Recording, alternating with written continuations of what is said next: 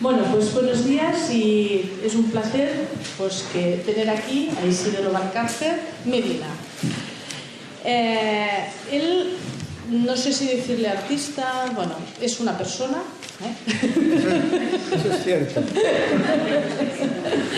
Y después entenderéis a lo largo de la charla porque mi duda o por qué mi afirmación diciendo que es una persona, que nos conocimos hace muy poquito. Y yo no sabía de su existencia hasta hace muy poquito, Y diréis, pues, ¿qué profesora más ignorante tenéis? Pues quizás sí, pero bueno, yo no sabía de su existencia, Coincidí, vosotros sabéis que el equipo docente, conjuntamente con unos estudiantes de máster, de doctorado y de cuarto, participamos en la elaboración de la obra de Shiharu Shiota en Sorige, y esto nos generó muchos aprendizajes y necesidad de deconstrucción de cosas, de construcción de cosas, del papel del artista, de quién era la obra, de autoría compartida, etcétera, etcétera. Entonces, cuando uno tiene experiencias pues, que le hacen salir de su zona de confort, pues es importante buscar referentes y buscar conceptualmente a gente con experiencias que diga cosas que te ayude a entender lo que estás viviendo. Entonces, bueno, fue esto que coincidimos con Luis Kamitzer, y Luis Kamitzer es una de las personas que pone en juego también todo el tema del arte y el mercado ante el arte y la crítica del arte, etc. Y me llegó, por casualidad, una propaganda de Cineteca de Madrid que pasaba en un documental. Pasaban un documental que se llamaba No escribiré arte con mayúsculas. Y había una foto en ese documental de un señor con barba. Y yo no sabía quién era, ¿no? Entonces empecé a mirar y es la foto del señor que tenéis aquí, Entonces era un documental elaborado a partir de la obra de Isidoro. Entonces, bueno, miré aquello y en octubre hacían un pase en Matadero, que algunos de los estudiantes conocéis Matadero, y había una charla coloquio de ti con Pardo, que es un profesor de la Complutense, experto en la traducción de Deleuze, Deleuze, que ya lo conocéis porque lo trabajamos. Entonces, bueno, mi propuesta fue de irme a Madrid, pues a ver el documental y tal. Pero hubo el robo de la cateraria de los trenes, justo el día que tenía que ir a Madrid, y entonces pues no pude ir. Digo, pues bueno, pues ya para otra. Pero justo el 30 de octubre, que estábamos 30 de noviembre, que estábamos en Madrid, porque el 1 ahí íbamos a Matadero, hicieron un pase en otra sala de Madrid. Y cuando se acabó el documental, pues apareció en la sala el señor Isidoro Valcárcer. Y entonces yo fui y hablé con él y le pedí el teléfono. Me lo dio. Le llamé y le invité que viniera a Matadero. Entonces vino a Matadero. Y entonces le dije que si quería venir a Zona Baixa. Y bueno, pues dijo que sí. Y aquí lo tenemos. Entonces, como siempre, esto es un proyecto que empezó en 2009. Aquí tenemos a Juanjo Jové, que es el profesor que iniciamos en este momento, y a Gloria Picasso, que era la directora de Panera, y lo que empezamos este proyecto de Zona Baixa, en el cual nuestra facultad pues era como una prolongación de ciudad, o nuestra facultad se proyectaba a la ciudad, haciendo este trabajo en red, y esto ha sido como una especie de laboratorio que ha ido evolucionando año tras año y que han pasado distintos artistas o distintos creativos o distintas personas que hacen de su práctica pues interesarse por crecimientos creativos. Entonces, pues bueno, hoy está aquí Isidoro y lo que le hemos pedido es lo que pedimos a todos los artistas que vienen o a las personas que vienen, que nos explique su trabajo, para que podamos aprender alguna cosa. La conferencia la hemos titulado El maestro no te puede enseñar nada. Y esto en la Facultad de Educación, pues bueno, ya veis vosotros que pasa algo, ¿no? Pone al final son frases suyas, y dice, como no te puede enseñar nada, pues no vamos a la escuela, ¿no? Pero dice, sí, tienes que ir a la escuela, porque aquel que no te puede enseñar nada te puede crear las condiciones para que tú aprendas. Por tanto, con vosotros, Isidoro Parcarta.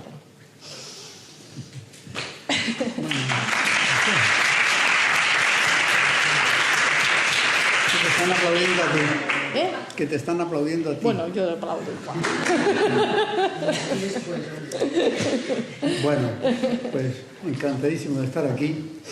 Y bueno, Gloria tal vez ha simplificado un poco porque da por supuesto que yo os puedo explicar lo que es el desarrollo de mi trabajo. Seguramente es imposible esto, pero bueno, en cualquier caso yo voy a chismorrear un tanto y seguro que vais sacando conclusiones de ello. Ella, sin embargo, ha hecho alusión a una cuestión que es la fundamental, es la que en mí enfrenta la enseñanza con el aprendizaje. Yo soy enemigo de la enseñanza, pero muy afín al aprendizaje. Os ruego que no confundáis ambas cosas, es decir, el aprendizaje lo ejecuta el aprendiz, pero la enseñanza la ejecuta aquel que se supone que ya sabe. Pero en cualquiera de los casos estas dos cosas tienden o aspiran a saber, y yo estoy en contra del saber, también entre comillas, todo esto, ¿no? Y estoy a favor del, como mucho, vivir lo que se sabe. Generalmente solemos decir, por ejemplo, a un enseñante se le pregunta, ¿usted cree que sus alumnos se saben? Y al alumno se le pregunta, ¿te sabes la lección?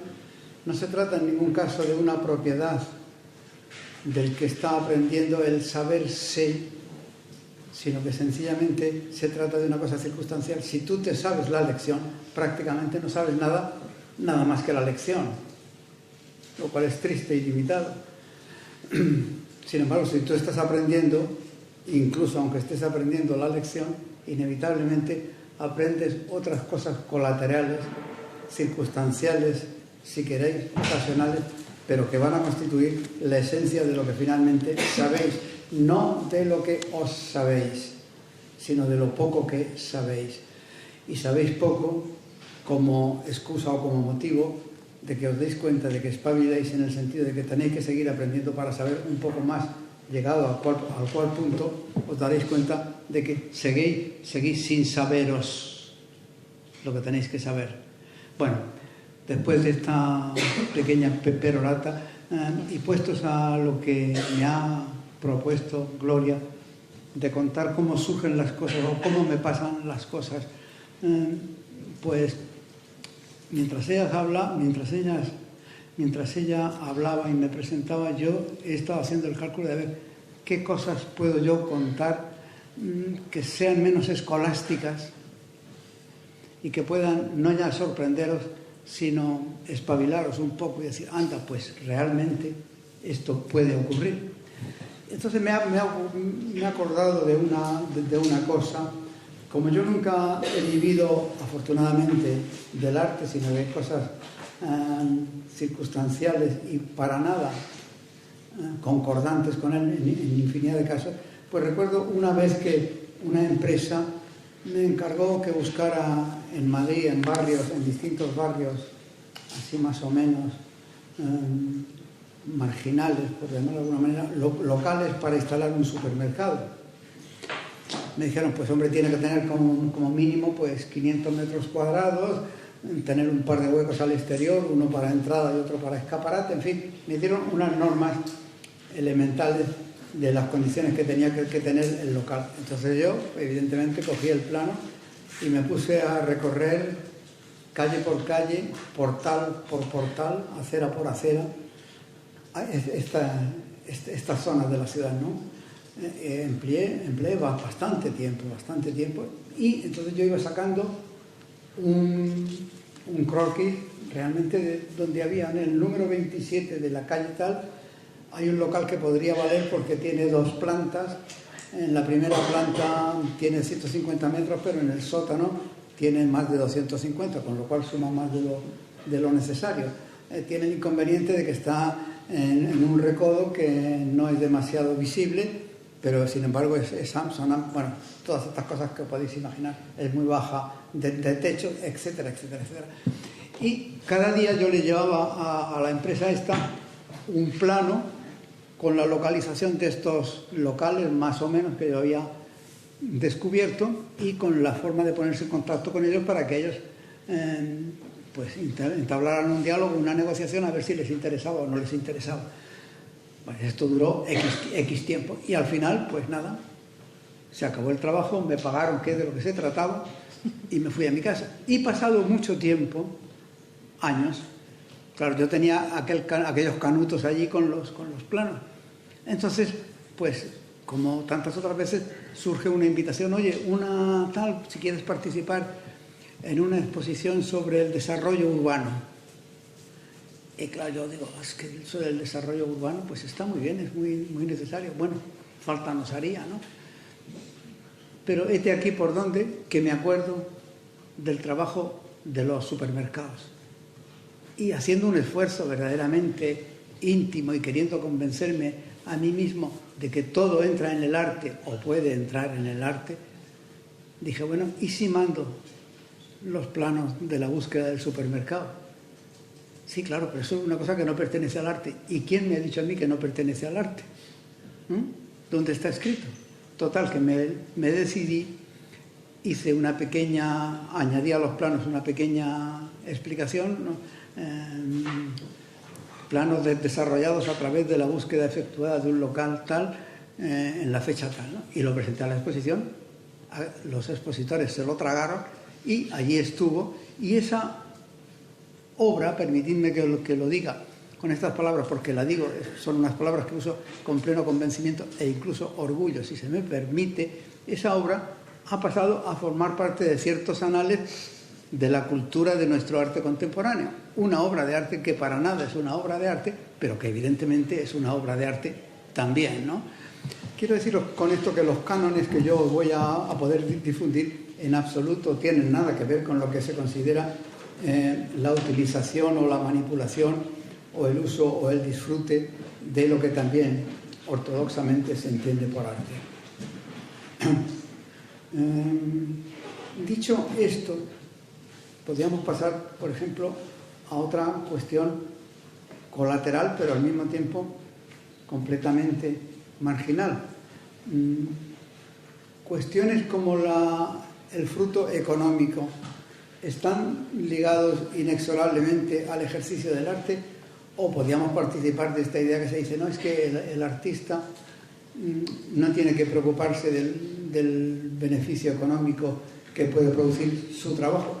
Bueno, las dos cosas son admisibles. Yo personalmente, muy pronto, me di cuenta de que si yo hacía, no arte, sino si yo hacía lo que quería, daba la casualidad de que lo que yo quería no era lo que la sociedad quería. Entonces, ahí no había posibilidad de perspectiva de beneficio. Quiere decirse que tuve claro inmediatamente que lo más lógico es que yo me pusiera a buscar locales para supermercados y que cuando terminara de eso hiciera lo que quería. Porque, en el fondo, yo buscar locales para supermercados no quería hacerlo. Es una cosa absolutamente aburrida, monótona y estúpida, me parece, pero sin embargo tenía esta otra contrapartida. ¿Qué ha ocurrido después? ¿Qué ha ocurrido como consecuencia de esto cuando se toma conciencia de ello? Conciencia que yo tomé a los 20 años. Dije, bueno, esto no es posible compaginarlo, ¿no? Pues lo que ocurre sencillamente es que se establece una libertad de acción absoluta.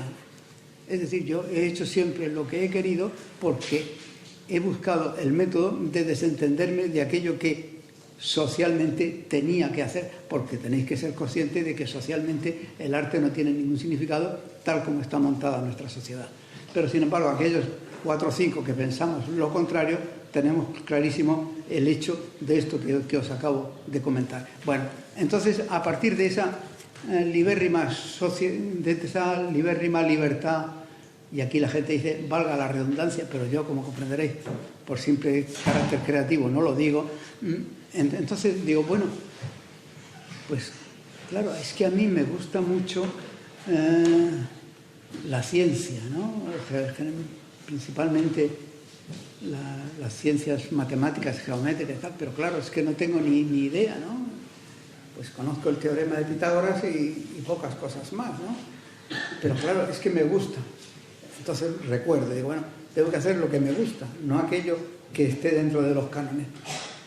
Y pensé, bueno, voy a hacer un trabajo que luego se llamó Teoremas y que es sencillamente, no sé cuántos son, pero cientos de teoremas interpretados creativamente, permitidme el término, interpretados creativamente por un ignorante de lo que puede ser esa teorética. Quiere decirse que si tú encuentras una fórmula de yo qué sé qué tipo de evolución, de qué tipo de producto, y el relato te encanta y dices, bueno, ¿por qué a partir de aquí no puedo yo salir por mis derroteros e interpretar esta fórmula, este axioma, este teorema, este principio?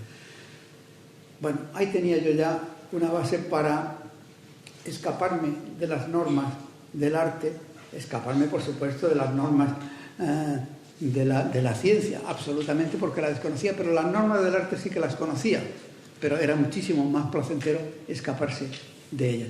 Entonces dije, bueno, tengo distintas fórmulas, puedo intentar aleccionarme sobre estos teoremas que encuentro, pero claro, eso requeriría pues la vida entera para a lo mejor ponerte al tanto de dos de ellos.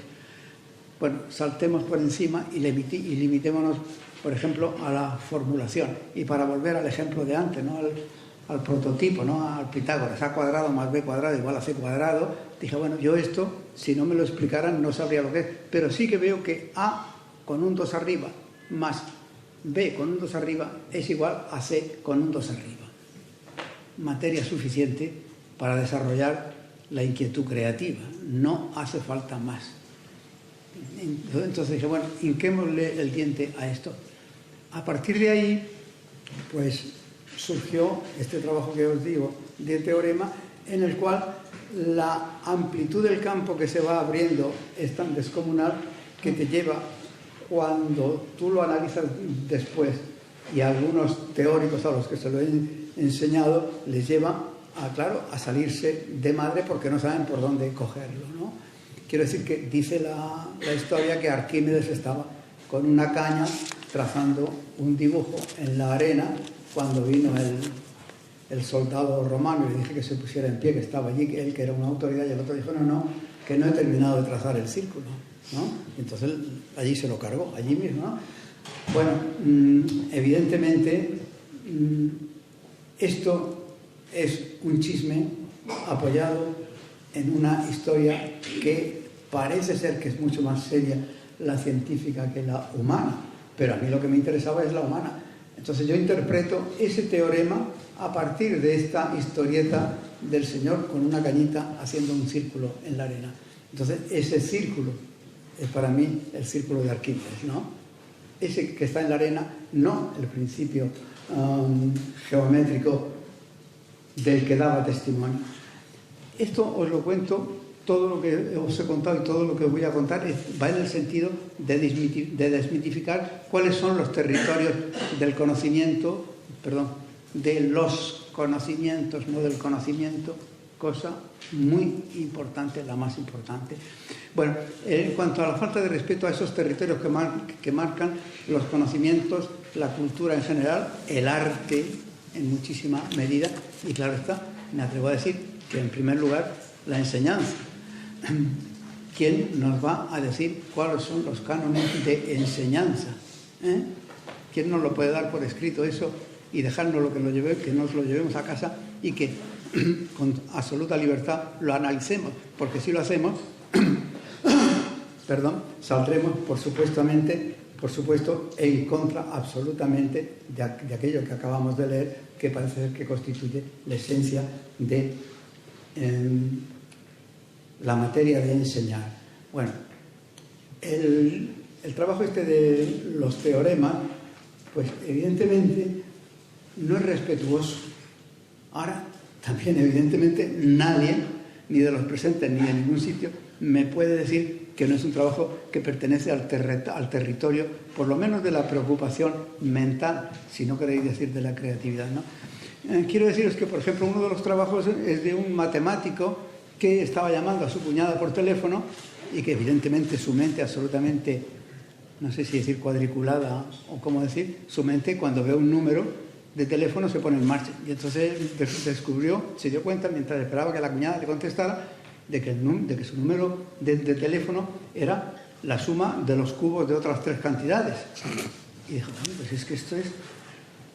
Y entonces colgó el teléfono y ya se dedicó los próximos meses de su vida a analizar aquella cantidad.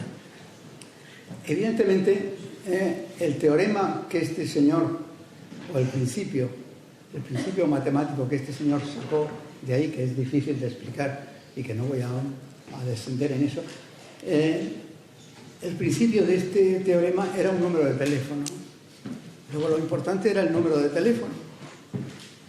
Bueno, cuando yo en mi respuesta al teorema de Math, que se llama así, mi respuesta al teorema de Math es el número de teléfono, sin manipularlo, no hay que tocarlo, porque dice, bueno, oiga, que yo esto me lo he estudiado y sé que lo único importante es este teléfono. Bueno, como veréis, también estoy proponiendo la desmitificación de todos aquellos cánones que se nos han enseñado y que se nos siguen enseñando. He intuido que aquí en este lugar, con mucha menor obsesión y con muchísima más manga ancha, digamos, por lo menos, entonces cosa que me reconforta y que me alegra el haber venido, pero que lo que voy a hacer sencillamente es machacar sobre la misma cuestión. Por favor, no respetemos las reglas, ¿no? Pero claro está, no quiere decir no seamos responsables, seamos absolutamente responsables. Y tengamos además una responsabilidad con nosotros mismos en primer lugar, con nosotros mismos, no con las normas de la enseñanza o de lo que sea, ¿no? Pero no seamos respetuosos. Respetémonos, pero no seamos respetuosos. Bueno, yo no sé si he hablado ya demasiado tiempo. No, tú dime cuándo me tengo que parar. Tú. Pero, claro, es que si me salgo de la norma, imaginaos. No, imaginaos que yo estoy aquí hasta las 5 de la tarde hablando sin parar, ¿no? ¿Te vas ahora? No. ¿Te vas ahora? No lo dejo. Yo creo que sería lo adecuado, ¿no? Porque después de todo lo que estoy diciendo, lo adecuado sería eso, ¿no? Y que además aquí los responsables no tuvieran el valor de decir, pues pobre hombre, vamos a cortarle la palabra, pero que tragaran con esto y que esto se prolongara y fuera el ejemplo de la falta de respeto, ¿no? Bueno, yo siempre pienso que el respeto hacia los demás es, yo no sé si es lo primero, pero debe estar entre los primeros. Bueno, para quien ha hecho muchísimos trabajos de abordar al prójimo, sabe perfectamente que esto es una norma como las de el vestir según el sitio al que vas, ¿no? Que hay que respetarlo, sencillamente, ¿no? Es decir, el derecho de autonomía de cada uno de nosotros es intocable, venga el invasor con la máscara que venga, y por muy artista del demonio que sea, tiene que respetar el canon de donde está, ¿no? En ese sentido, tiene gracia porque, como os decía, de mis muchas prácticas de abordar a la gente, por ejemplo, por la calle o algo, solamente he tenido un contratiempo después de centenares de casos en los cuales a la gente le proponía cosas seguramente estúpidas, pero por supuesto siempre inesperadas por ellos, ¿no? Solamente he tenido un caso de alguien que sencillamente terminé por decirle, oiga, si usted me quiere atacar físicamente, yo voy a salir corriendo, ¿no? Es decir, solamente en una ocasión. Pero por otro lado, también es cierto que lo que yo le proponía era absolutamente irrespetuoso, porque claro, usted le hace usted me plantea un cuestionario que está atacando a las bases de mi comportamiento, de mis creencias. Por ejemplo, en una cola religiosa de veneración a una imagen, pues perdone usted, ¿le importaría a usted? Era una cosa de esta que se va a pedir un milagro, ¿no? ¿Le importaría a usted? Hay permiso para pedir 3 milagros en este caso, se pueden pedir 3. Y entonces perdone, ¿a usted le importaría decirme en qué orden pide usted los milagros? Bueno, esto es una pregunta que puede considerarse absolutamente grosera, incluso y por supuesto invasiva. Pero sin embargo, esto que hemos dicho antes, casi podríamos decir de la buena educación, produce un freno absoluto, porque perdone que la moleste, pero es que yo sé que aquí se hace esto y yo no estoy informado. ¿A usted le importaría decirme en qué orden pide usted sus milagros?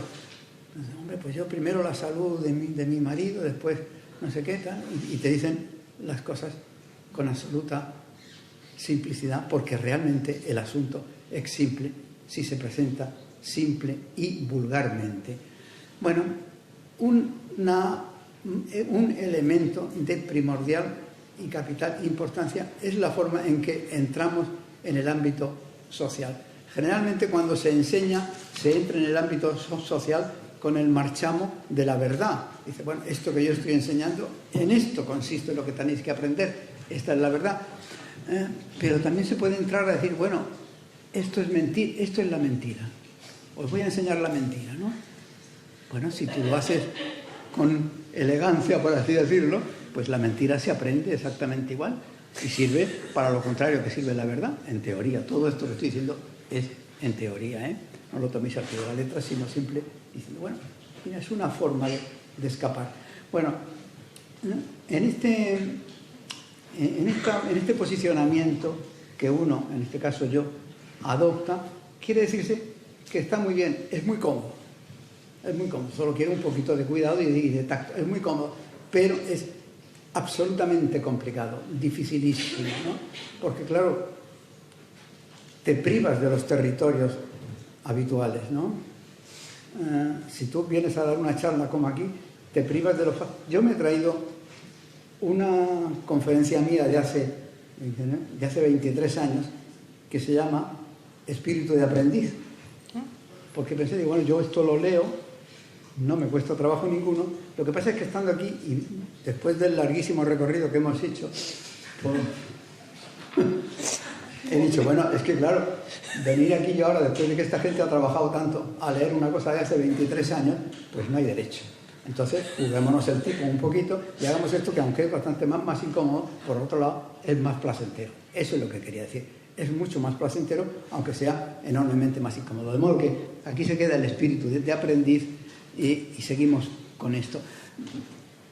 Antes ha surgido el tema de unos ocupas, ¿no? Y todo ha surgido. Sí, realmente cuando tú vives en la sociedad y no tienes compromisos previos que cumplir, puedes echar por la calle en medio cuando te dé la gana. Entonces tú ves que hay una cosa que son los ocupas, que además se escribe con K, porque claro, está en el canon también.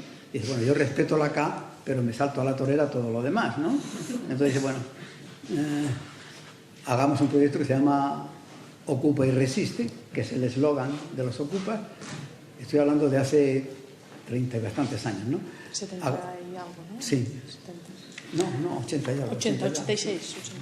Entonces tú dices, bueno, respetamos el eslogan, Ocupa y Resiste. Respetamos la K, pero a partir de ahí, claro, vamos por donde queremos. ¿Qué haces cuando tú proyectas la ocupación de un edificio, ¿no? Evidentemente, yo no pensaba ocuparlo, no estaba en esa situación, no es tampoco de las cosas que me gusten como lugar de habitabilidad, pero sí que estoy unido un poco al espíritu de aquella gente que más o menos auténticamente necesita ocupar. Entonces, en ese sentido, tú te implicas al 100% y dices, bueno, hagamos un proyecto sensato, coherente, factible de la ocupación de un edificio. Cuando se ocupa un edificio, ¿cuál es el primer riesgo? Claro, que te descubran y que, claro, surge el conflicto, ¿no? Con que estás clandestinamente. Primer frente que hay que afrontar: cambiar la fachada del edificio. Que el edificio, cuando pase por ahí el dueño o quien sea, no lo reconozca y diga, anda, pero si pero esto, ¿no? Bueno, entonces el proyecto es cambiar la fachada del edificio en 7 días, ¿eh? 7 días se puede cambiar. Donde hay una ventana, tú abres un poco y se convierte en una puerta, y donde hay una puerta, cierras hasta aquí y se convierte en una ventana. Bueno. Y luego ya por dentro, claro, hacen más modificaciones, pero eso ya una vez que has resuelto, como si dijéramos, no, la fachada, ¿no? O sea, lo que se ve. Entonces, este planning de escamotear la realidad, al fin y al cabo es lo que ha hecho el arte siempre, ¿no? Se supone que el arte tergiversa lo que vemos, ofrece algo en contra que muchas veces es peor que lo que vemos, pero bueno, que es eso lo que hacen. Entonces, bueno, pues es que esta es la materia de mi trabajo. Bueno, pues venga, esto es un problema, ¿no? Sí, pues hagámosle frente. Por supuesto, habéis de saber que, como toda creación auténtica, no sirve para nada. Pero bueno, está el testimonio de que se puede contar como yo os lo estoy contando a vosotros, ¿no? Este edificio además tiene una particularidad que ya es casi de cachondeo, podríamos decir, es que, claro, conforme va subiendo arriba, pues llega es un edificio real que existe, llega a la cubierta, ¿no? Entonces la cubierta es un tejado a 2 aguas, así con teja, y que cuando llega a la fachada, pues claro, hay un precipicio, como es lógico, hay un alero que sale. Entonces yo lo que hice era proponer que ese alero se convirtiera, como si dijéramos, en un frente de remate como tienen las murallas, ¿no? Y el último tramo de rampante del tejado se hace plano para poder estar ahí, pero vamos, una cosa de 40 centímetros nomás para poder estar una persona, que es los adarves de las murallas, ¿no? Por donde paseaban los soldados con los tanos. Entonces, ¿qué quiere decir? Que el proyecto se llama Ocupa y Resiste, que es el eslogan, es decir, ocupa, métete y resiste. Es decir, tienes la galería de la muralla arriba para defenderte y lanzar por ella lo que sea, ¿no? Evidentemente todo esto es disparatado, pero bueno, significa o manifiesta una intencionalidad de cumplir con el principio de los pobres ocupas, ¿no? Que no hay por qué tampoco llegar a su territorio y decir, no, esto es una tontería, no, respetémoslo. Es lo que os hablaba al principio del absoluto respeto cuando tú entras en un territorio. Si tú entras en una escuela, en principio, pues tú debes decir, oye, pues venga, la lección de hoy, pues qué bien, pues la de mañana, pues claro, lo que pasa es que, como me ha ocurrido a mí en 3 ocasiones, de las 3 carreras que he empezado, es que llega un momento muy al principio, en mi caso, que dice, bueno, pero ¿por qué narices tengo yo que hacer lo que me están diciendo cuando en mi cabeza hay un títere de cosas mucho más atractivas, ¿no? Yo recuerdo cuando estuve en la Escuela de Bellas Artes, y tú lo sabrás porque aparece en el documental, pues claro, empezaba, bueno, pues venga, el carboncillo, el caballete y a dibujar a los griegos, ¿no? Estas estatuas griegas. Pero un día estaba yo dibujando el discóbolo, que es este que está así con el disco, ¿no? Entonces me di cuenta que el brazo del discóbolo estaba por encima, todo lleno de polvo. Una cosa verdaderamente deplorable, deprimente a más no poder, ¿no? Y ahí estábamos todos con el carboncillo haciendo así, copiando, y dije, pero qué estupidez estoy haciendo de aquí una cosa que está llena de polvo, que ya no es nada, que es que esto es una reliquia. ¿Cómo estoy yo perdiendo mi tiempo copiando esto? Y entonces, ese momento que yo, no sé si decirlo, confío que os llegue, dije, bueno, mira, se acabó de la escuela, pero yo hasta ese momento había respetado, y cuando me fui no me fui dando voces y tirando piedra, ¿no? Sino que sencillamente pues fui al profe y le dije, oiga, mire, que es que me he cansado porque no, en fin, no me compensa, yo tal, pues si no le importa yo me marcho. Bueno, ¿y qué perspectiva tiene usted? Digo, pues no tengo ninguna, ¿no? Sencillamente me marcho, es una gran perspectiva ya que me marcho, ¿no? Bueno. Te repito otra vez lo mismo. ¿Me paro ya? Ahora puedo decir una cosa. ¿Te va bien? Sí. Yo digo ahora. Sí, claro, por favor. Bueno, para contextualizar un poco lo de el Ocupa y Resiste, forma parte de un proyecto de arquitecturas prematuras. ¿Ah, sí?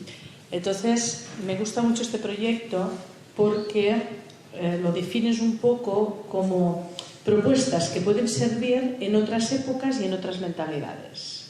Decías un poco cuando lo hacías. Uno de los proyectos era la Casa del Paro, que era un diseño de una casa que no tenía ni entradas ni salidas, si lo recuerdo bien. Sí, pero bueno, es Sí. lógico que no lo recuerdes tú con Bueno, precisión, pero... lo que he mirado, y el plano. Entonces había otro que era el Museo en Ruinas, o el Museo de la Ruina, perdón. Exacto. El Museo de la Ruina, que era un museo que a la vez que se construía se podía destruir. Podía. Entonces, bueno, esto era en los años 80 Sí. y nosotros trabajamos mucho el concepto de trabajo inacabado, ¿no? Es decir, cosas que vas retomando y retomando, y esto nos cuesta con los estudiantes porque ellos me dicen, un trabajo pues dura todo el año. Me dicen, pues ya, pero no se acaba, porque quieren y lo quieren dejar, ¿no? Entonces, bueno, has puesto el ejemplo de lo de los planos, que no sé a cuántos años lo retomaste después. Eso, me imagino. Ahora, por ejemplo, cuando hemos visitado la tercera planta y ha aparecido la Practice Table, pues la Practice Table es de hace 3 años, una exposición que hubo en Panera. Valeriano López, que algunos de los proyectos han sido trabajados con él, sucedió el año pasado y 2 años atrás. Es decir, esta idea de trabajo inacabado, de retomar otra vez las propuestas, te permite, tú ya no eres el mismo y por tanto te permite reenfocarlo desde otras perspectivas, ¿no? Entonces, bueno, más que nada, decir, ahora estos proyectos de arquitecturas prematuras, siglo XXI, han pasado 30 años, ¿no? Con estas propuestas, no sé, si podrías dar alguna lectura, si la has pensado o no la has pensado, pero alguna cosita también para aprender nosotros por la importancia del paso del tiempo, que nosotros también tienes una obra, Relojes, creo recordar, donde reflexionabas mucho sobre este paso del tiempo y la necesidad del paso del tiempo, porque aprender es muy lento, ¿vale? Y entonces estas generaciones que estamos aquí, pues a veces queréis mucha inmediatez, ¿no? Y esta inmediatez nos cuesta al equipo docente, ¿no? que creamos esto, ¿no? Que aprender es lento. Entonces, claro, cuando tú tienes el currículum escolar, ¿no? Que competencias y qué tal y qué cual, y tienes que demostrar esto, y ahora iréis a prácticas y estáis en prácticas y los profesores están pendientes de las parrillas, Juanjo? Con mi profesor siempre alérgicos a las parrillas, a las tablas. Entonces, la necesidad de creeros, esta necesidad de no ser obedientes, ¿no? O la emancipación, un poco hemos leído Rancière también, El maestro ignorante, y pues poder un poco dar. Entonces, si nos puedes decir estas obras o estos trabajos de hace 30 años, ¿no? ¿Cómo lo releerías, si quieres, alguno? Decir, bueno, ahora, siglo XXI, 30 años después, pues venga, ¿cómo lo releo? Gracias por la propuesta que me evita pensar más. Una cuestión, en primer lugar tengo que decir que todos aquellos proyectos estaban basados en la sensatez. Tal vez un poquito eran premonitorios. La gente suele decir arquitectura utópica. No, mentira, arquitectura prematura, es decir, antes de tiempo, pero no utópica. Yo voy a decir por qué. Porque ahora, pasados todos estos años que acaba de decir Gloria, muchos de ellos es cuando están a punto. Es decir, el edificio del Paro es ahora mucho más necesario que lo era hace 30 años, ¿no? Y la propuesta aquella pues se ha convertido en visionaria casi, ¿no? ¿Qué vamos a decir del Museo de la Ruina, ¿no? Todavía no había empezado la fiebre de los museos, todavía no había museos en todos los pueblos, ¿no? Y aquello era un museo mal construido, era un museo mal construido. Esta es la definición. Repito, un museo mal construido para que se caiga. Porque si no se cae, no lo van a tirar. Vamos a seguir con él a cuesta, ¿no? Entonces, construyamos un museo mal construido.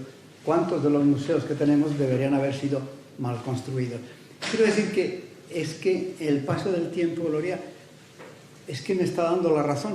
Es que no voy a encontrar forma de reformarlo, porque ¿cómo voy a cambiar yo? Pasa a ser realidad. Sí.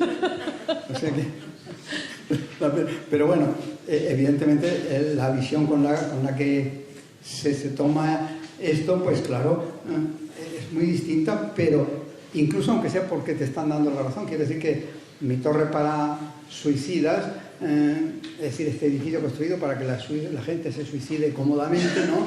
Que no haya que hacerlo de estrangis, o como han hecho en Madrid, que han puesto una valla en un puente por el que la gente se tiraba, ¿no?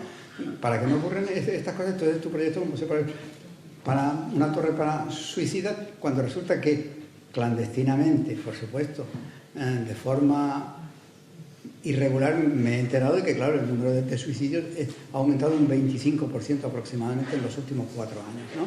Entonces, claro, dices, oye, pues si es que estamos necesitando esto. Entonces, con el paso del tiempo, ¿qué es lo que hace?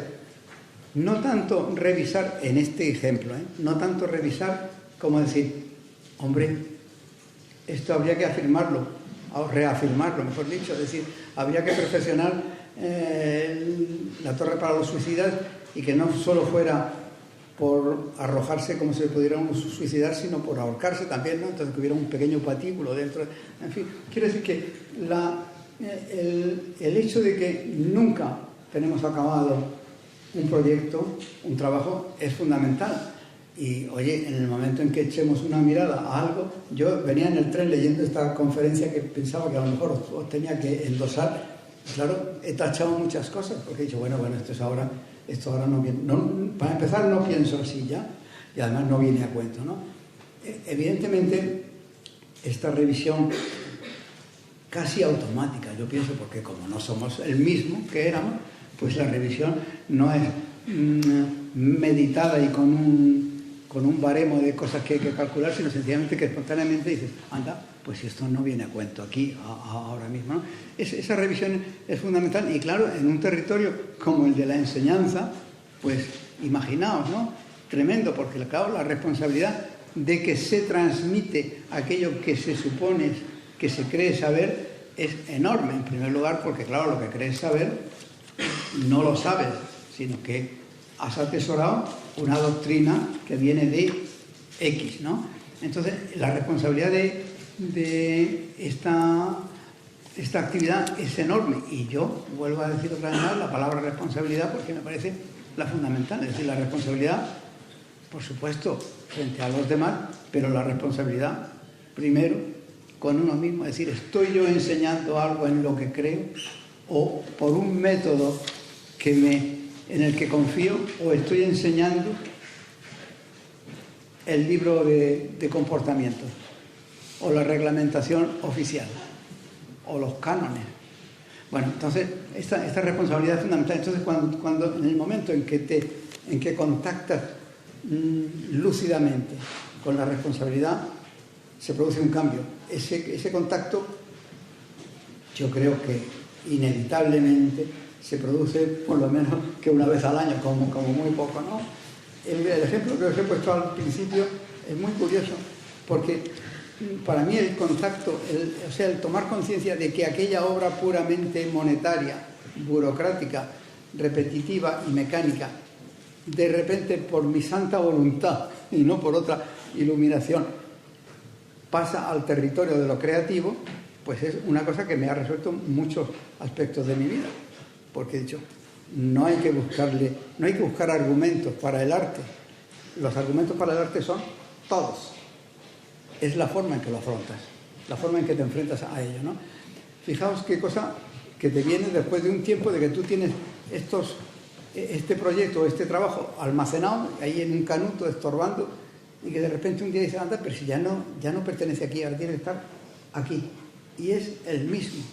Solamente, como os he dicho, le pones un letrerito de explicación y ya pasa de este territorio a este territorio como consecuencia de que han pasado los años y tú has visto qué es en realidad aquello, o qué es en realidad para ti. No hay por qué responsabilizarse ante la humanidad, sino para mí esto ya no es lo que era, sino que es esto otro. Me imagino que en el territorio de la enseñanza, la acumulación de nuevas percepciones o incluso informaciones, si queréis, ¿no?, de nuevas perspectivas debe ser abrumadora también, porque en el campo del arte, al fin y al cabo, al ser tan abierto, dice, bueno, pues me escapo por aquí, ¿no? Como os he contado yo de los teoremas, ¿no? Con absoluta desfachatez me meto por aquí que no lo conozco y nadie me puede pedir cuentas. En el mundo de la enseñanza hay una responsabilidad más directa hacia los terceros.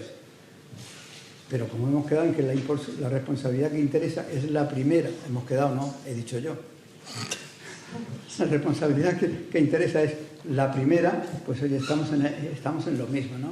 Es decir, me responsabilizo de que me comporto de acuerdo conmigo mismo según mis criterios y mi permanencia en el ámbito de la convivencia, ¿no? Entonces, he cumplido eso.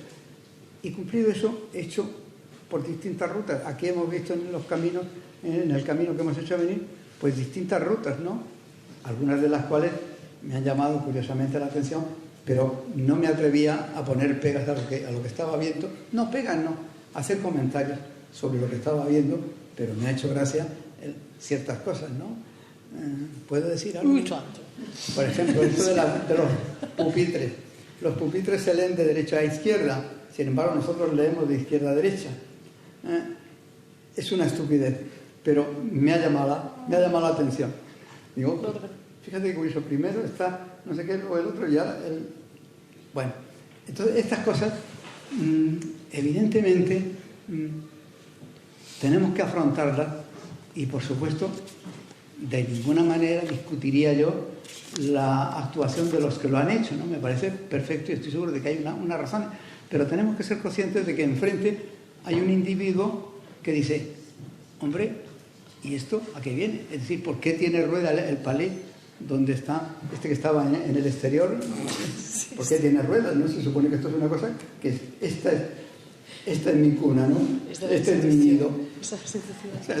Bueno,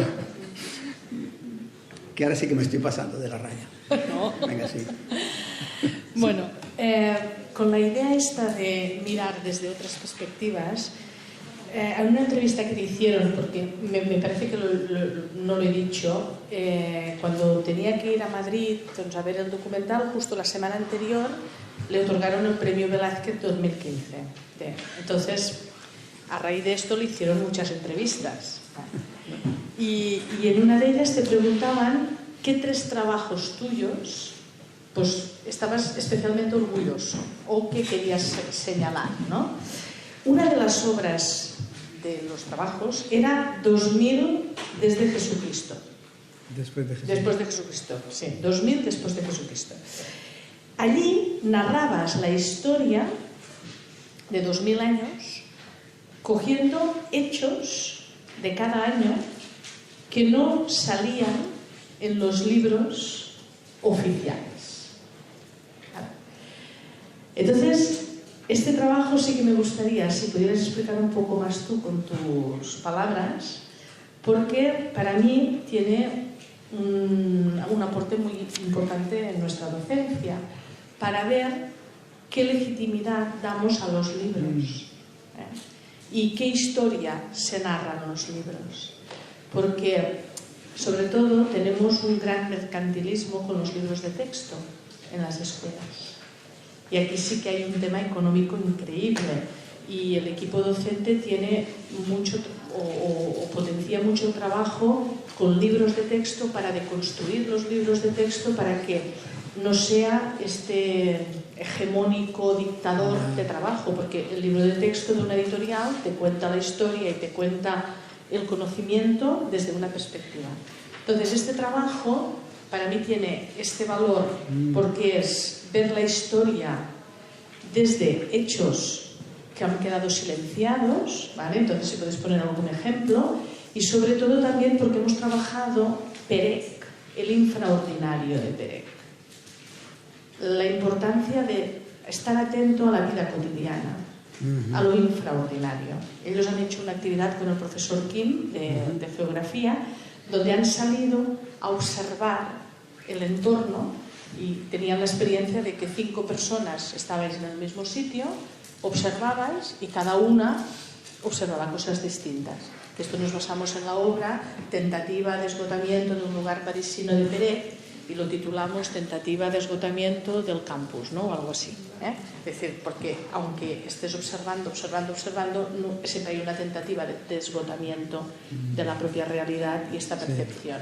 Por tanto, por una parte, me interesaba que pudieras hablar algún ejemplo de esta obra, que fue un gran volumen, ¿no? Si no recuerdo mal, porque eran 2000 años de historia explicada en hechos que no aparecen normalmente en los libros de historia. Y aparte, hay un tema que también nos interesa mucho, porque recuerdo que hiciste como un micromecenaje con la propia obra. Es decir, que si tú querías apadrinar un año, pagabas 1000 pesetas, que son 6 euros, ¿eh? Y entonces tú podías, es verdad, ¿no? Esto lo he leído. Sí. Porque yo lo he leído. Entonces tú podías apadrinar un año, ¿eh? Y entonces este apadrinamiento de un año, pues si no querías anonimato, tú lo ponías inscrito como los bancos ingleses que patrocinan los bancos del mobiliario de la calle, pues igual. Entonces me gustaría si pudieras hablar un poco de esta obra, cómo te vino el proceso, cómo lo hiciste, algún ejemplo para ver cómo intentas explicar la historia desde otro punto de vista, desde lo más infraordinario, y el tema este de micromecenaje, porque es una cosa, creo, muy prematura, ¿no? En este sentido que hiciste ya en este año, en el 95 creo que era, ¿no? Empezaste y terminó en el 2000, ¿vale? Bueno, pues esto. Bueno, vamos al toro. Evidentemente, esto del mecenazgo, este micro, pues sí parece ser que se instituyó en aquella ocasión, pero tengo que decir que la idea fue de un amigo, de David Pérez, un profesor de Valencia, que, claro, yo siempre estaba quejándome, digo, es que no puedo, es que necesito un puñado de años para esto, y claro, me ocupa la vida entera, y dije, oye, ¿por qué no? Y entonces se hizo eso, ¿no? Y bueno, sí, al final vendí pues unos 1500 de los 2000, o sea, fue un exitazo, ¿no? Vendí años. Sí.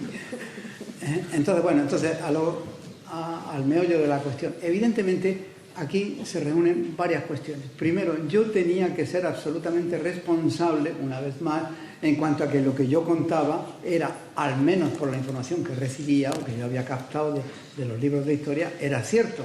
O sea, no se trataba, mejor dicho, no podía inventarme un chascarrillo y decir, bueno, pues ahora voy a contar eso. No, tenía que estar recogido. Es cierto que esas historias no pertenecían a los libros de historia, que los libros de historia son algo mucho más serio, según parece. Entonces, yo pues, oye, rebuscaba todo lo posible. Recuerdo que intenté entrar en la Real Academia de la Historia y no me dejaron, porque la bibliotecaria dijo, bueno, ¿y de qué época quiere usted ver? Y yo le dije, pues yo de todas. Y dijo, oiga, fuera. Aquí se viene con un plan, no todas las épocas. Bueno, entonces, eso es la idea de lo informal del trabajo, pero al mismo tiempo de que yo, en fin, me esforcé. ¿En qué consistía la cosa? Como bien ha dicho Gloria, eran cuestiones absolutamente marginales y que por azares del destino, de sabe Dios qué, habían sido escritas por alguien en un libro oficial. La cosa podía ser de un señor del Imperio Romano que había vendido una finca en las afueras de Roma a otro señor. No sabemos nada de ninguno de ellos dos, ni de cómo era la finca, ni de nada. Solo sabemos que esa transacción se produjo en el año 148, por ejemplo, ¿no? Entonces, ese es el año 148 de mi historia, ¿no? Es historia, lo que pasa es que no es histórico. E incluso, más todavía, cuando se relata un hecho histórico, siempre se busca algún recoveco, a veces trascendental, para escamotear a la historia, ¿no? Por ejemplo, 1492, descubrimiento de América. Colón va en su barco, en su carabela, camino de allá, y de repente por pura carambola, al pasar por un lugar, se da cuenta de que la brújula ha cambiado de deriva. Eso es un principio cosmogeográfico que sigue siendo fundamental para los navegantes, que pertenece a, pero que fue descubierto en aquel momento y que no pertenece a la historia. Bueno, entonces ahí tenéis un ejemplo de que también lo importante puede estar en estas 2000 historias. Pero hay algo muy fundamental, que ya os lo he dicho al principio, pero que quiero remacharlo. Es el hecho de que todo lo que se cuenta es, según yo me he documentado, verdad. He tenido incluso un conflicto con algunos integristas musulmanes, en el sentido de que cuando yo hablo de Mahoma parece ser que digo una cosa que no es cierta. Bueno, esperemos que lo tomen con calma, ¿no? Sí, sí. Pero que yo evidentemente la he recogido de una historia del mundo musulmán, ¿no? Entonces, yo no, ahora mismo, si queréis la verdad, de los 2000 años, yo es posible que recuerde una docena de ellos, porque claro, son tan intrascendentes casi todos, pero al mismo tiempo emocionantes algunos. Yo tengo una especial predilección por dos de ellos, y los voy a contar resumidamente. Un historiador que cuenta una de las guerras médicas, o no sé qué guerras serían, dice, año 387, fulano invade no sé qué, 384, Mengano consigue liberar y reconquistar el territorio tal, y así cuenta unos cuantos años, y de repente dice, año 393, nada. Me pareció maravilloso. O sea, ese es mi año de nada. Ese año, nada. ¿No? Si os parece poco, imaginaos un año sin nada. Bueno, esto es absolutamente precioso. Y luego hay otro año muy bonito, muy bonito. Dos pastores, esto es en la época del Imperio Romano, dos pastores, por supuesto, trashumantes, que van cada uno con su rebaño por la zona próxima a los Alpes y que topan en un camino estrecho. Uno va para allá y otro que viene para acá, ¿no? Bueno, el caso es que son tan civilizados que se organizan y dicen, no, tú primero venga, pasa, o pasamos en fila india. El caso es que cruzan los dos y no se forman conflictos, ¿no? Bueno, ahí se acaba la historia. Pero a mí realmente me emociona eso de resolver ese problema entre dos absolutamente gente, pues por supuesto, imagínate, en el Imperio Romano, no ya iletrados, sino carentes de cualquier tipo de educación, pero sobre todo una cosa muy bonita es que cómo es que siendo transhumantes iban en direcciones contrarias. Eso me dejó pasmado, a lo mejor es mentira, pero fíjate qué cosa más maravillosa. Resulta que uno va hacia el frío y otro hacia el calor, por ejemplo, ¿no? Entonces el libro está lleno de cosas de estas intrascendentes, como podéis imaginar, porque estos pastores luego han pasado la historia completamente intrascendentes, pero sin embargo absolutamente conmovedoras, ¿no? De eso está lleno el libro. El libro tiene 2.300 y tantas páginas, 2.000 son de historias y 300 y pico son de índices, ¿no? Porque os podéis imaginar la cantidad de gente que sale ahí y de lugares y de bibliografía que tiene, ¿no? ¿Algo más me habéis dicho? Quería también, si pudieras hacer referencia a un proyecto tuyo que era La Chuleta. Ah, sí, bueno, eso viene muy a cuenta. Es que viene muy a cuenta.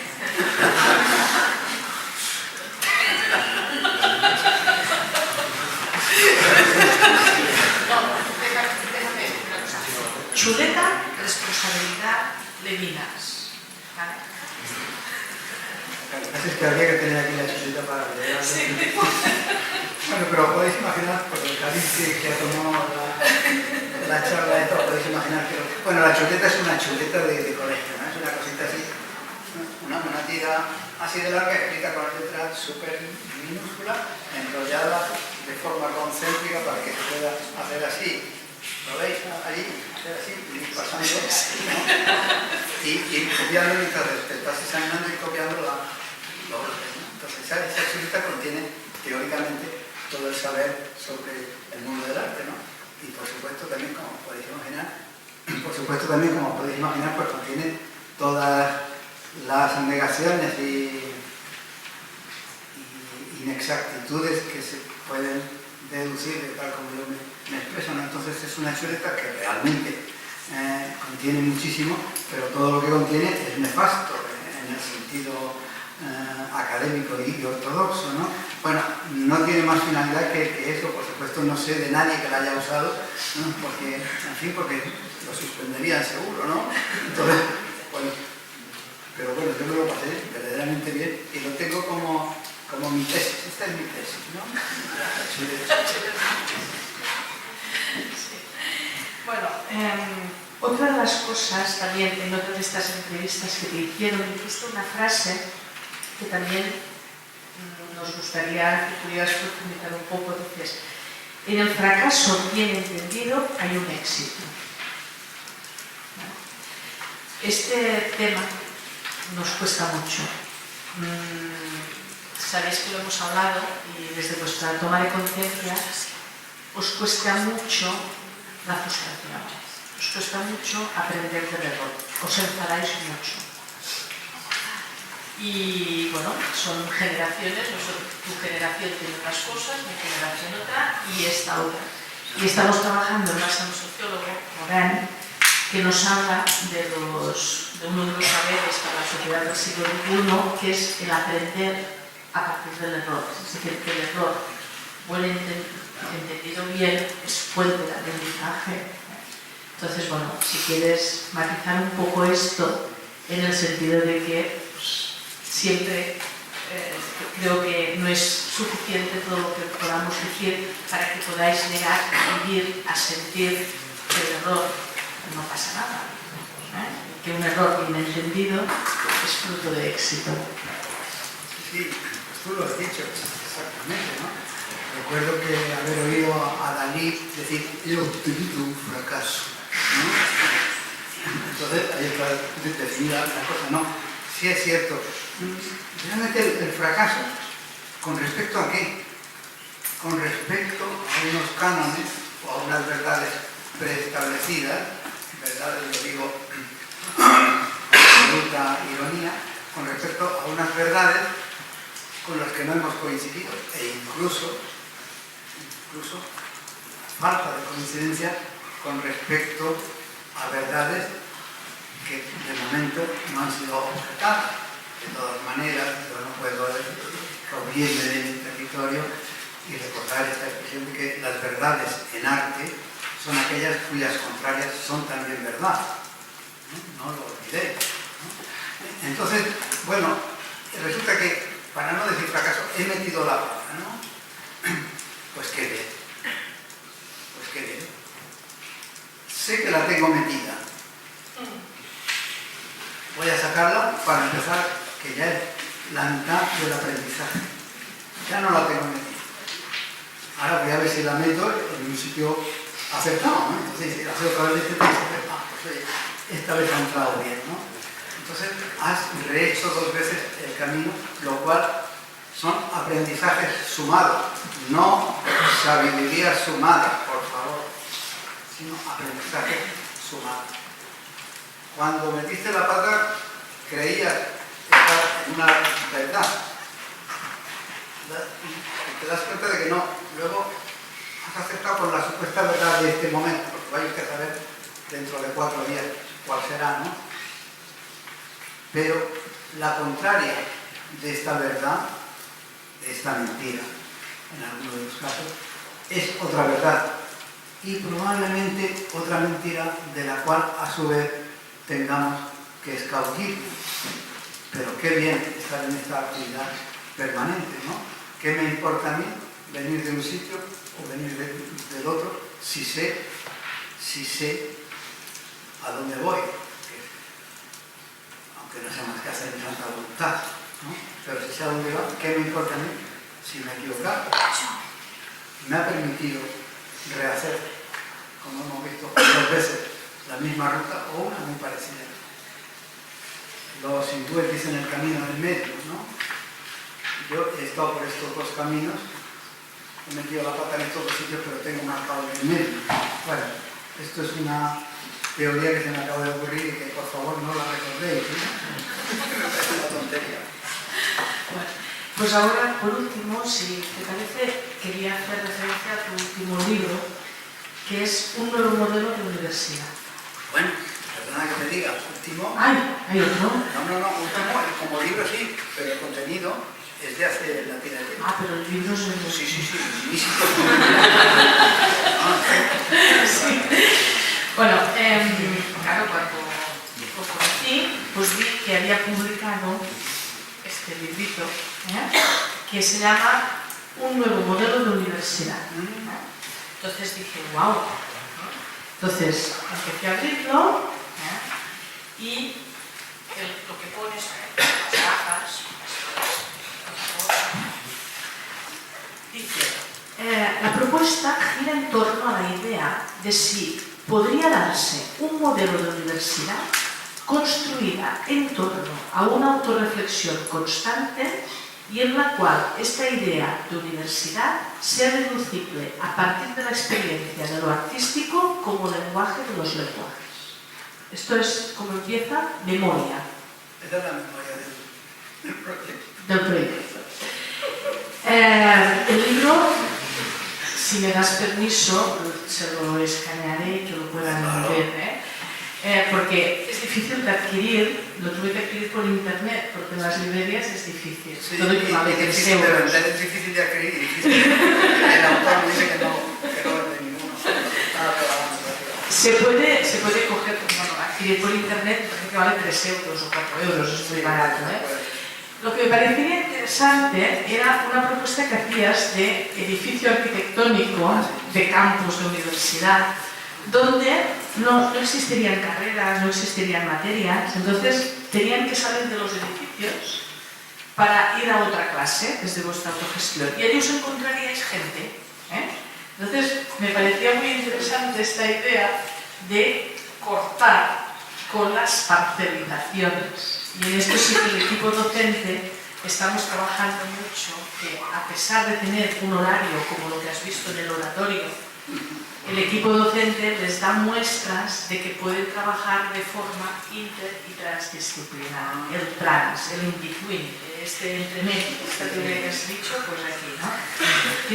Bueno, ahora que tocar el edificio, este es el plano de la cárcel María.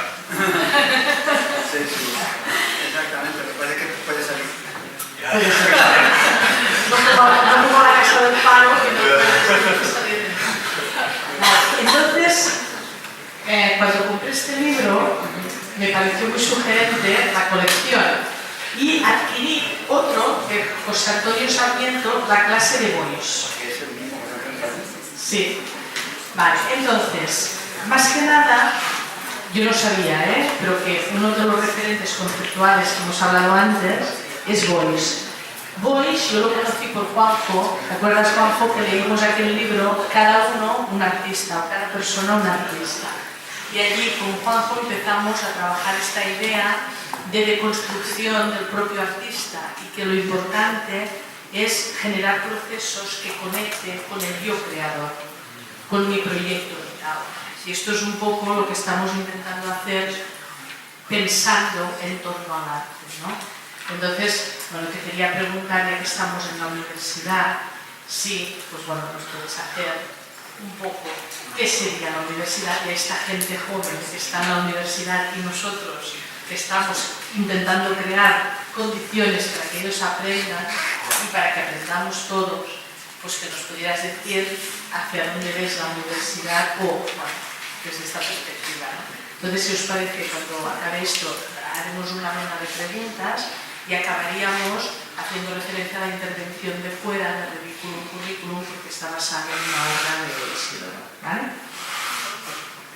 Bueno, tengo que decir que este libro que está enseñado Gloria, que no lo he hecho yo, pero que deja fielmente, un caso, yo tuve montada una oficina de gestión donde la gente iba y me proponía problemas, cuestiones, y uno de los que fue, me propuso que se podía hacer con un modelo de universidad. Entonces, este libro es la respuesta a esa cuestión de esta persona, ¿no? parte de la idea de que me llama la atención el hecho de que la palabra universidad está formada por partes de unidad y diversidad. Entonces forma universidad. Bueno, entonces dije, bueno, pues uno todos lo tiro en el mismo sitio, pero nada en el mismo sitio. O sea, si tú estás interesado en la historia de la matemática, pero si estás estudiando filosofía de la ciencia, no hay problema, ¿no? Porque sales a la calle y vas al edificio donde está la historia de arte, entonces eso y dices, bueno, la historia del arte, entonces sales corriendo y te metes en la historia del arte. Bueno, esto como veréis no es nada académico, o sea que no hay título, por supuesto, en esta universidad ni cosas de esas, no digamos ya ves, por eso está bien, ¿no? Bueno, entonces esa es la aclaración respecto a esto. ¿Cómo se genera esto? Pues por la sencilla razón de que bueno, estamos en lo mismo de antes, de nuestro derecho a intervenir en territorios desconocidos. Yo, por supuesto, me libraría muchísimo de hacer una propuesta universitaria a nadie que tuviera dos dedos de frente, pero aquí, en mi oficina, pues claro, yo hago lo que me da sentido y digo, mira, pues esto. Luego después lo miras y te encuentras gente que dice, oye, pues qué bien estaría esta universidad. Pues mejor, más vale, pero por supuesto, tener por seguro que nunca jamás se hará, ¿no? Entonces, ¿qué significa esto? En teoría, pienso yo, ¿no? El hecho de que la canonicidad de la enseñanza se rompe por una pelota. No porque tú dejes de intentar aprender, sino porque tú no vas aprendiendo por los caminos que se te dicen. Entonces eso rompe, lo echa toda la clase. Oiga, pero resulta que cómo va a ir usted a esta clase y luego irse a esta otra, con este otro profesor que no tiene nada que ver con el anterior y que a lo mejor le van a imbuir a usted ideas contradictorias. Y yo digo, pues qué bien, ¿no? Me están diciendo el uno lo contrario que el otro, pues ya me las apañaré yo para echar por el camino del medio, como decíamos antes. Pues ahora, si queréis, ya veríamos si alguien quiere hacer alguna pregunta, alguna cuestión, alguna observación, algún comentario.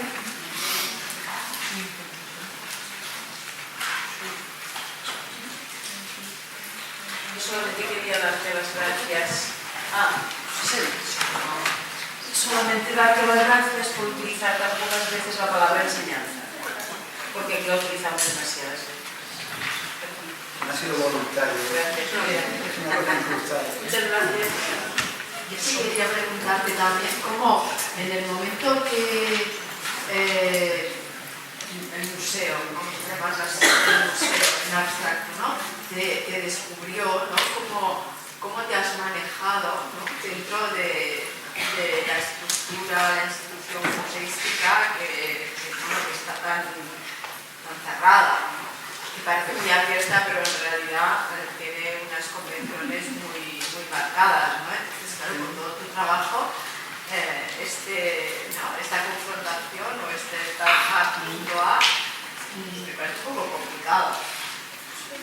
Sí, pero a la vez muy fácil. Es decir, yo cuando tengo contacto con un museo digo, ¿puedo hacer lo que quiera? Sí, pues ya está. Somos tan amigos. No, pero es que hay que tener en cuenta, pues entonces no somos tan amigos. Vamos, seguimos siendo amigos, pero no colaboramos. Y ya está. No hay más cosas que esa, porque claro, la gran mayoría de las veces no me dan carta blanca, pero luego en 2 o 3 ocasiones me la han dado. Y muy bien. ¿Puedes comentar lo del magma, lo de la pared? Ah, sí, bueno, pues. Sí, porque es un ejemplo. Sí, lo de la niña que hablábamos antes. Y pues nada, no, el MAPA me dijo que, bueno, hay otra cuestión que yo tengo con los museos, es que quieren comprar obra mía y yo no quiero que compren obra mía, no porque les tenga tirria a ellos, sino porque sencillamente la van a meter en un almacén y yo por lo menos la tengo en mi casa y a quien quiere verla se la enseño, ¿no? Entonces... Ha quedado bien. ¿Lo tienes o lo has quitado? ¿Alguna ventaja? No, pues lo del mapa fue que hacíamos una exposición de las nuevas compras para la colección y me dijeron de factibilidad y dije, oye, ya sabes que yo no quiero venderos nada. Bueno, pero sí, una cosa. Total que como llevábamos bien y tal, pues dije, sí, voy a voy a participar en vuestra exposición para la colección, pero voy a hacer una obra que no podéis coleccionar. ¿Estáis de acuerdo? Venga, sí, pues, entonces se hizo una obra que no pueden tener en la colección, pero, cosa sorprendente, esto es un chisme que no me importa en absoluto difundir, porque hace un par de meses me llaman del mapa diciendo que si quiero revalorizar la obra mía que tienen en la colección. Y dice, pero ¿qué obra tenéis en la colección? ¡Qué susto!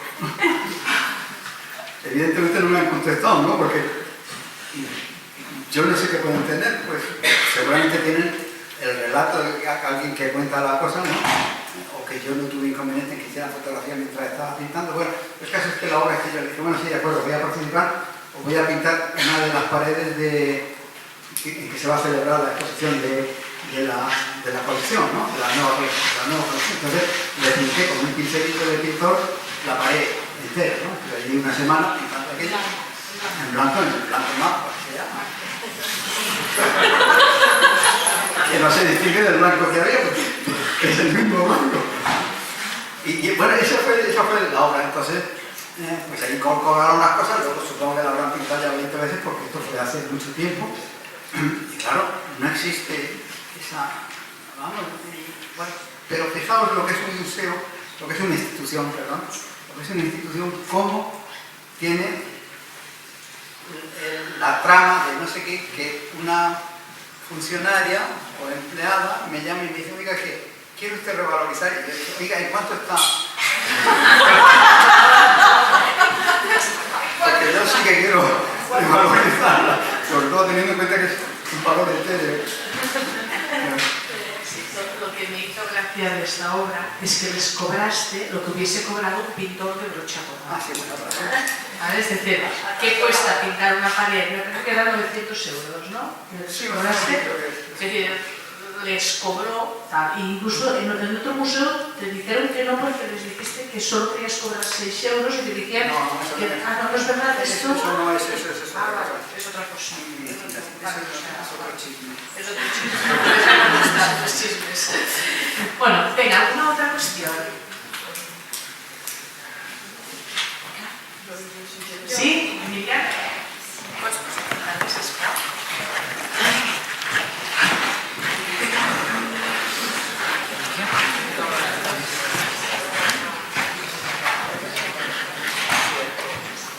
Yo te quería preguntar si aún continúas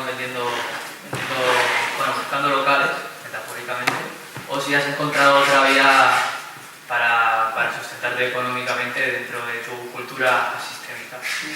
No, aquello lo dejé hace mucho tiempo y no me ha surgido más. Pero es un trabajo realmente fácil, ¿eh? No, pero me refiero metafóricamente. Metafórica. Sí, es decir, bueno.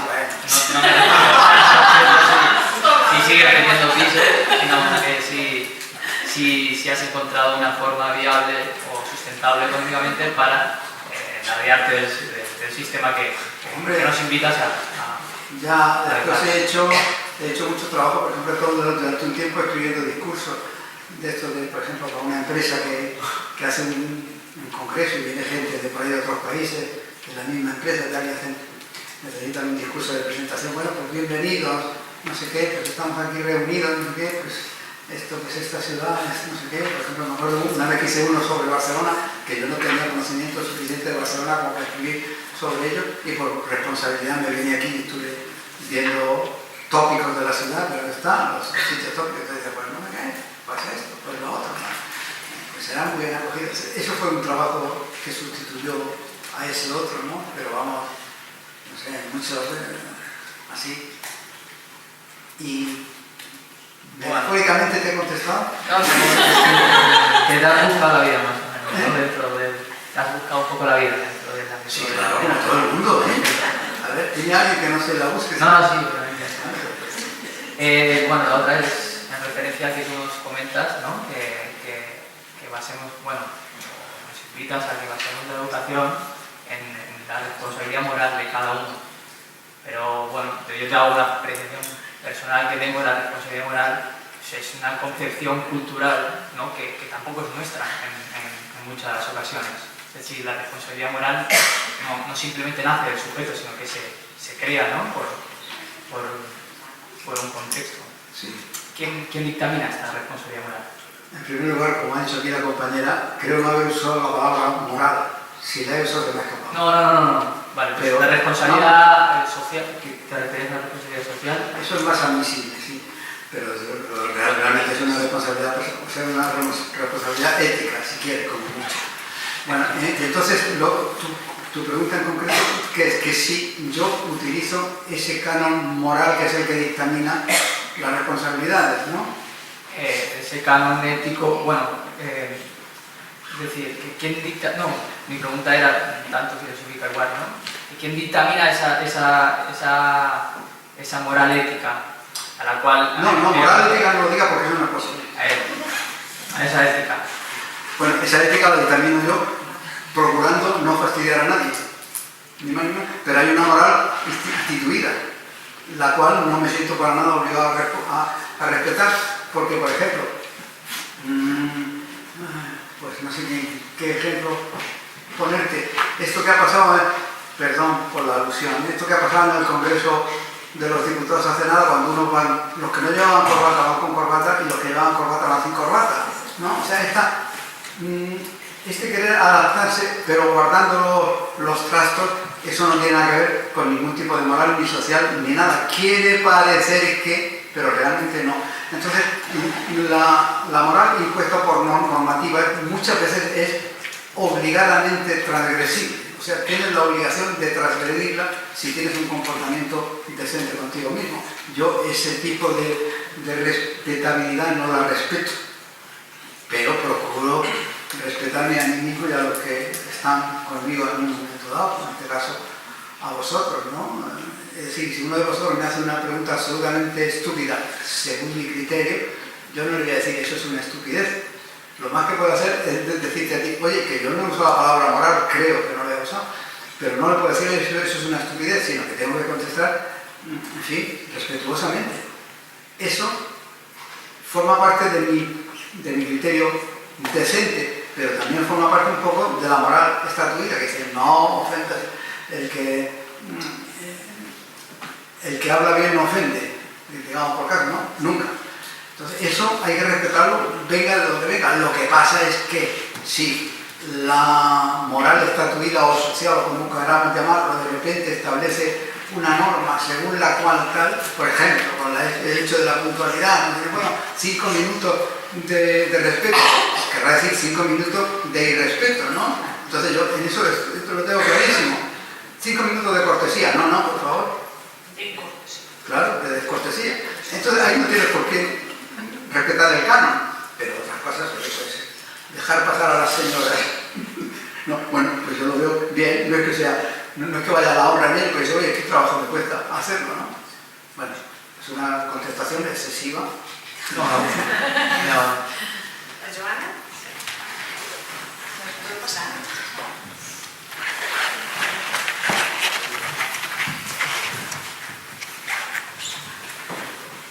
Maestro, gracias, porque yo no lo conocía tampoco muy a profundidad y me sorprendo. Tampoco te conocí a ti. Bueno, mucho gusto. No, es muy grato porque buscando información es otra la expectativa, otra de las cosas que no encuentra. También hay muy poca información, digamos, también queriendo ver el documental o como, no, es un poco como... Ya lo conseguí. Sí, entonces la cuestión en sí es como un enigma, ¿no? Que hoy estoy resolviendo de una muy grata forma, ¿no?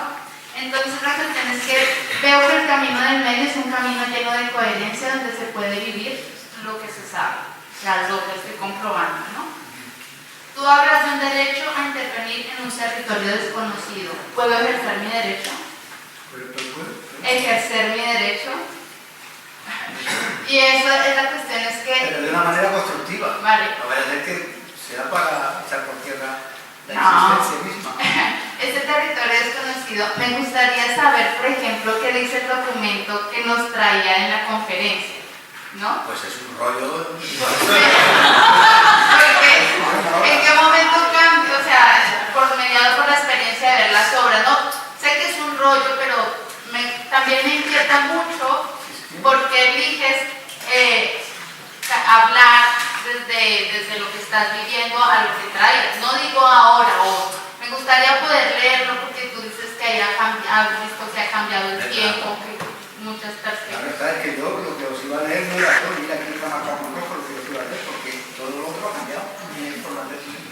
No te puedo dejar esto entero porque... No, digo, un poco que, no sé, me inquietaba mucho saber ese momento en que decides cambiar aquí con la experiencia de los alumnos, dices, no, me parece que sería más constructivo llevarlo hacia otro, que ha sido fantástico, ¿no? Pero me inquietaba saber, también debe haber un tesoro, ¿no? ¿Es eso? No, es decir, en esencia, y realmente es lo mismo, es que cada uno de nosotros, queramos o no queramos, cambiamos, ya no como producto de una preocupación profesional o ni siquiera de comportamiento o de presión ambiental, sino que cambiamos porque el organismo cambia y cambiamos. Ese cambio está ahí, indudablemente. Yo mantengo el 80% de lo que digo, pero hay otro 20% en el cual ya no pienso así. Ahora, ¿cómo ha cambiado? Pues a lo mejor al cruzar una calle. No lo sé. Y por supuesto, aquí al hacer este recorrido previo, he dicho, pues no. Eso es un cambio influido por el medio. Lógicamente, como estamos todos influidos, ¿no? Es que cambia todo constantemente, ¿no? No creo que te pueda yo decir, las cosas cambian cuando se produce tal, ¿no? Pues cambian. Por cualquiera. Yo, por ejemplo, aquí, claro, estoy viendo todo, estoy viendo los que llevan camisetas con dibujos, adornos, letreros, carteles, proclamas, marcas, incluso marcas, ¿no? Y estoy un poco maravillado, digo, fíjate, 1, 2, 3, 4, 5, 6, 7, 8, 9, 10, 11, ¿no? Y entonces eso a mí me hace cambiar porque digo, oye, atención, porque es que las camisetas con marca se llevan, quieras tú o no quieras. Pero vamos, no voy a cambiar el texto por las camisetas. Bueno, gracias, era una reflexión. Vale. Bueno, pues gracias. Y ahora acabaríamos con un poco la justificación también de estar aquí, que es la intervención que hemos hecho en Zona Baixa del Ridiculum Curriculum, que también Madrid de ella. Entonces, aprovecho lo de las camisetas, porque después no hemos tenido mucho tiempo de mirarlo, pero no sé si has visto que hay todo un panel lleno de letras y de una camiseta. Es que hemos pasado muy rápido. Ellos han tenido que personalizar su alfabeto. En la escuela pues hay los alfabetos que son muy importantes. Entonces hemos tenido cada uno personalizado su alfabeto. Nos hemos basado bastante con Juan López, con todo el Rogelio López Cuenca. Entonces, ¿qué ha emergido en la personalización del alfabeto? Pues muchas marcas y mucho consumismo. Y esto lo estamos trabajando y lo trabajaremos. Porque también ha salido mucha alimentación, por ejemplo, la A, la de crema. Yo la de crema me ha tocado, porque digo, esto es piso de estudiante. Y no es la A del caldo, es la A, la de crema. Bueno, y así muchos, ¿no? Digo este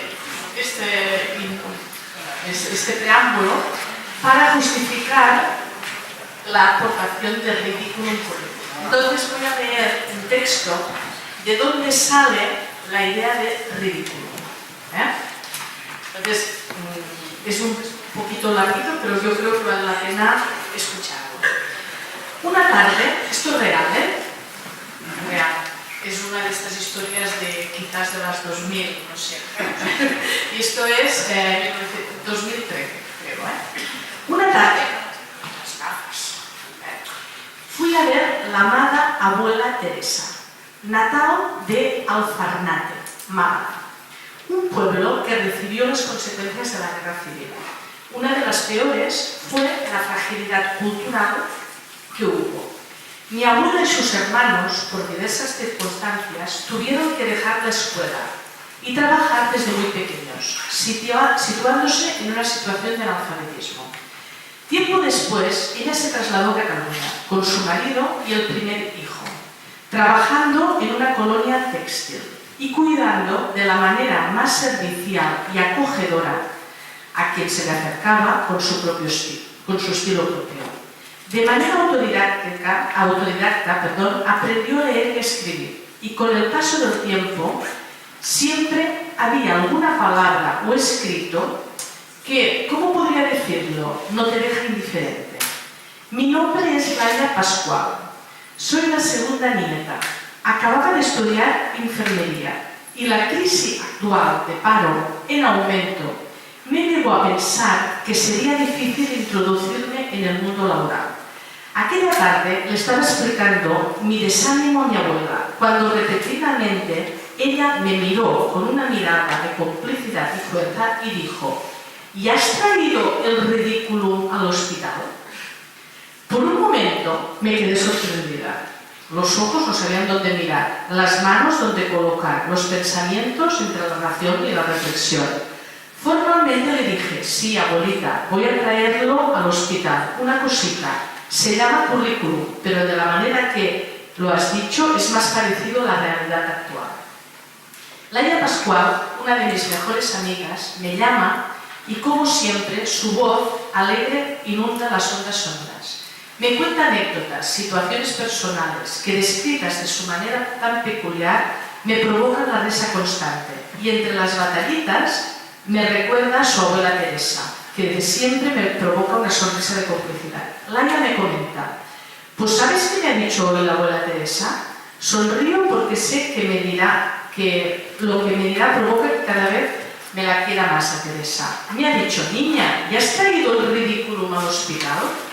La frase automáticamente nos dispara las risas a los dos. Ambas somos conscientes de la grandeza de esa palabra. Una palabra que hace nacer un nuevo concepto, o mejor dicho, resituar y resignificar un concepto honrado, el currículum. Somos conscientes de que con el concepto ridículum, el currículum adopta su valor real, se desmaquilla y adopta su estado natural. Ahora y siempre, al oír la palabra currículum, mi mente la sustituye inevitablemente por ridículum, apareciendo con ella esa sonrisa de complicidad y aquella calidez humana que me une a Laia y la abuela Teresa. Esto, Laia Fernández, que es una alumna de máster, que fue alumna de mí. Entonces, a raíz de esto, ¿qué nos encontramos? Que los estudiantes muchas veces cogen el currículum oficial que dicta las normas del departamento y hacían un copia-pega. ¿Se tiene que poner competencias? Pues vamos a qué competencias hacemos. ¿Se tiene que poner contenidos? Pues vamos, lo que dicta la norma. Entonces, basándonos en tu obra 1812, Constitución 1812, hicimos la propuesta de que copiaran los contenidos curriculares que habían emergido en sus aprendizajes, en sus situaciones de aprendizaje. Y un poco la cartela es: copia bien el currículum para no hacer el ridículo. Entonces esto es un poco la puesta en escena que tenemos aquí fuera, que está en construcción, que se va formando porque ahora hacen nuevos contenidos, ¿no? Entonces, bueno, esta era un poco el final de la sesión, y agradecerte pues, que estés aquí, y ahora pues invitarte a ver el ridículo currículum, que si vosotros estáis aquí, mostrarles los contenidos que habéis generado y que habéis hecho. Podemos pasar por el pasillo y interactuáis con él. Y bueno, yo no sé si para finalizar tú quieres decirnos algo más. Que muchas gracias. Y ya está.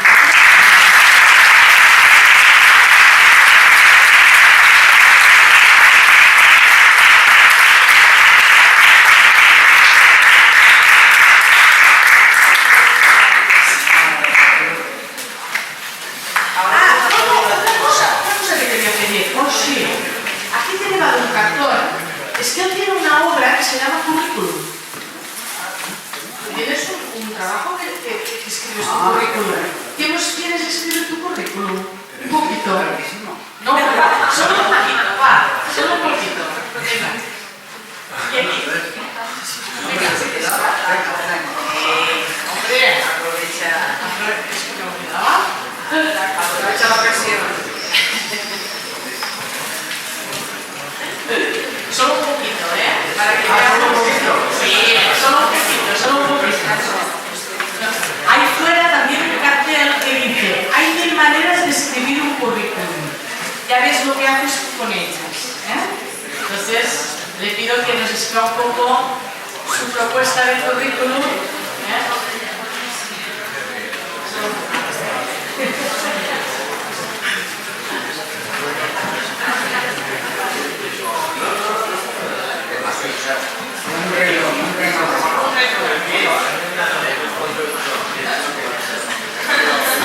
Ahora lo mostramos, ¿eh?